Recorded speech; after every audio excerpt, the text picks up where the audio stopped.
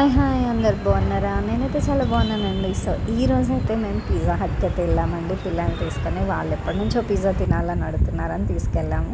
ఇంకా మా వాడైతే దాంట్లో మెనూ అంతా తెలిసినట్టు ఏదో తెగ చూసి అయితే మొత్తానికి మా హస్బెండ్ మా పిల్లలు కలిసి అయితే ఆర్డర్ ఇచ్చారు.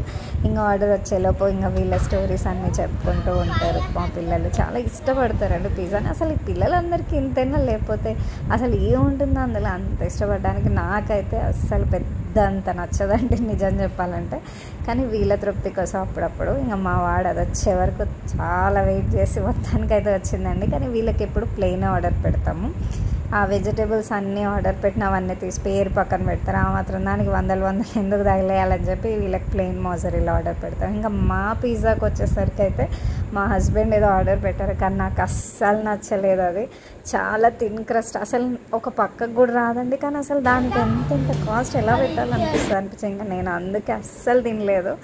ఇంక ఇట్లా కాదు, నేను చాలా డిసప్పాయింట్ అయిపోయాను. ఇంకా నాకు పానీపూరితో నేను సాటిస్ఫై అవుతానని చెప్పి నా ఫేవరెట్ పానీపూరి స్పాట్కి అయితే తీసుకెళ్ళమని చెప్పి పానీపూరి తింటే తప్ప నాకు అస్సలు తృప్తి రాలేదు. మొత్తానికి అలా నా డే ఎండ్ చేశానండి.